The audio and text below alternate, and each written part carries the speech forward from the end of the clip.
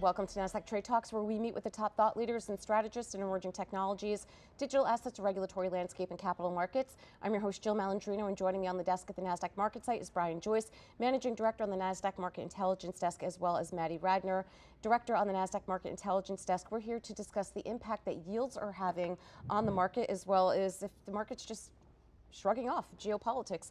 It is great to have the both of you with us. Welcome to our new set on Nasdaq Trade Talks. Exciting day for the show and for everyone here at Nasdaq in general.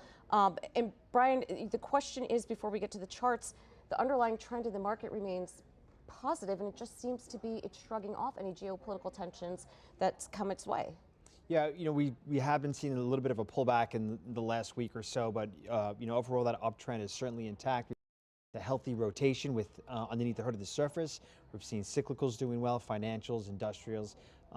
Transports broke out from a 3-year trading range. So I think overall, the signals from the stock market have certainly, been bullish. Yeah, it seems as if the stock market and bond market are interpreting these things in very different ways. But Maddie, having been overseas when the election took place, I can tell you from the perspective that I got in Asia was the fact that the election is out of the way, removes that piece of uncertainty, and we actually had a clear-cut winner was almost a sigh of relief. Yeah, I think investors want certainty, they want clarity, and that is what we got with this election. I do think maybe some of the euphoria has worn off a little bit, especially as you mentioned, geopolitical tensions are coming back into play a bit. Powell's statements last week, spooked some of the small cap companies that rate cuts might take a little bit more time to come into fruition. But that said, investors are definitely optimistic about the fiscal changes that we're expecting with the new administration, promoting tax cuts and deregulation. So I think stocks are continuing to go up right now. Yeah, I think the concern would be, obviously you're going to take some money off the table after that run that happened so quickly. If it wasn't moving to other areas of the market, I think that would be a concern, but we really haven't seen just money being pulled out in general. Brian, I want to take a look at yields here for a moment, because we know the direction of the market really is influenced in terms of what the 10-year is doing. So a couple questions here. That 4.5% level seems to be really key. And why do higher yields? What does it suggest, and why markets tend to have a negative reaction to it? So there are a lot of factors that are driving the movement in rates, bond prices. And so we've seen two primary downtrends in rates over the last 12 months. First, that was in November and December of 23. And then again, more recently in, let's say, April to September.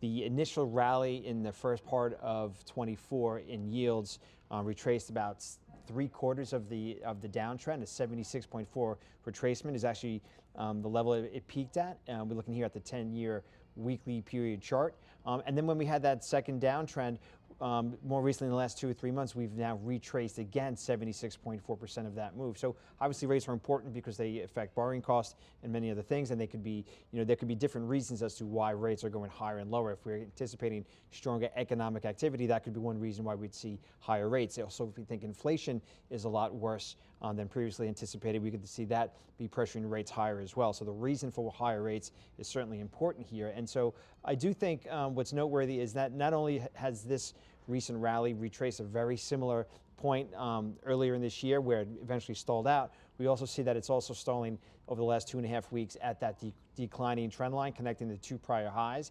And then the week of the election was that kind of blow off top move, in my opinion, where we had a spike higher, and we really haven't been able to close above that week's high. And so we're seeing, for me, a cluster of technical resistance here. My bias is maybe that rates have kind of just moved too high, too fast, and they're either going to enter a period of time of consolidating sideways, or more preferably, I think for risk assets would be to see, a pullback in rates. Yeah, and Maddie, let's talk about small caps for a moment here, because they have paired most of their post-election rally brought about by overbought conditions. Of course, the healthcare sector took a hit based on commentary with regulation on that, and with the appointments of Robert Kennedy Jr. What are you seeing in terms of valuations? What's happening within the space overall? Yeah, I mean, the breadth of the marketplace has been an ongoing issue for a couple of years now, and something that we do speak about every week. I think smaller cap stocks have collectively been closing the gap between large cap and small cap performance slowly, but it is slowly happening. After the week of the election, the Russell 2000 actually closed the gap from its all-time highs to just under 2% from over 7%. So that was a wild increase for them to see.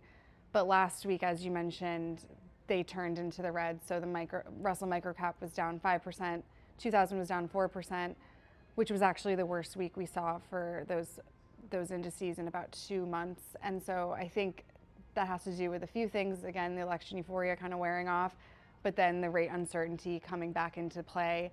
These smaller cap stocks rely on floating rate debt, so they are relying on more rate cuts than just a few. And the market, I think, is pricing in just under a 60% chance of a cut in December. So they're a little bit spooked that they might not get kind of the certainty of the cuts that they were hoping for. As you mentioned, certain sectors are getting impacted more than others. Looking at the sector breakdown of the Russell 2000, financials, industrials, and technology are actually faring pretty well.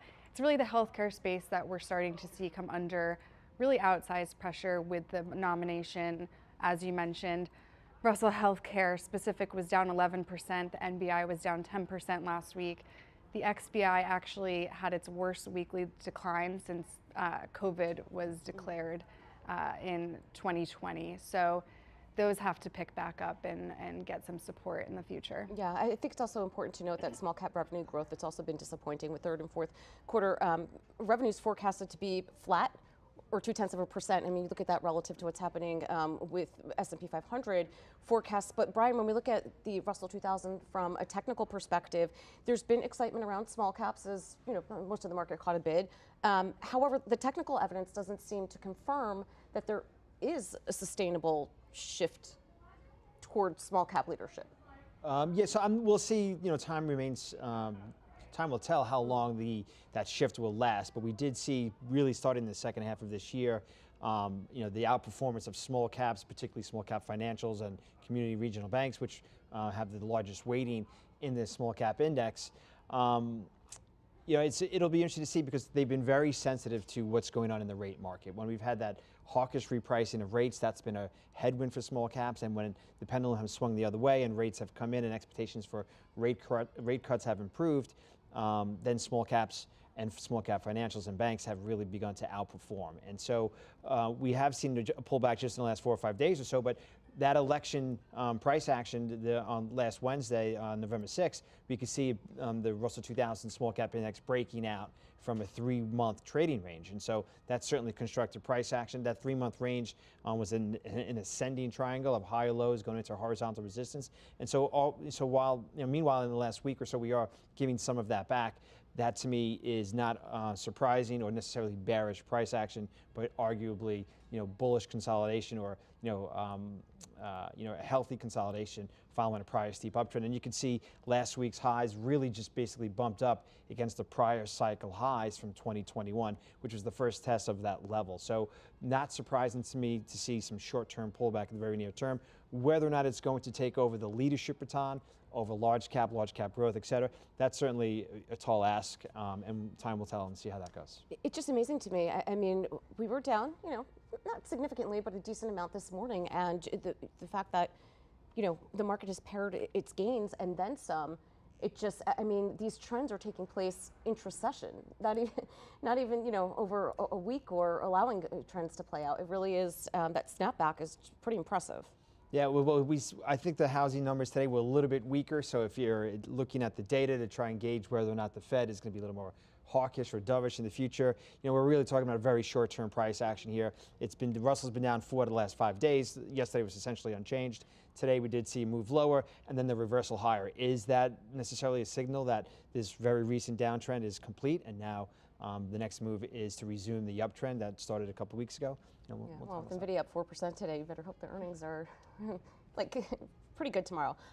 Maddie, let's talk about another signal in terms of the IPO market. Is it starting to, again, part of that was removing the election uncertainty and having a little bit more clarity into policy. Is it too early to see what that might look like and how the pipeline is shaping up? Yeah, I think we will definitely see the reopening of the IPO market in 2025, especially as we get more clarity with the new policy coming up with regards to the IPO market. That said, we've had 209 IPOs across the U.S. exchanges versus 158 last year. Again, the backlog is robust. We have about 200 companies still on file to list here in the U.S. from a multitude of sectors, healthcare, consumer, discretionary. We are seeing a backlog with PE firms who want to pay their LPs back. So we're hoping kind of some of those unicorns or small unicorns will move forward in 2025 with their IPO plans. All right, appreciate your insights as always. Thanks for joining us on Trade Talks, and thanks for joining me from MarketSite. I'm Jill Malandrino, Global Markets Reporter at Nasdaq.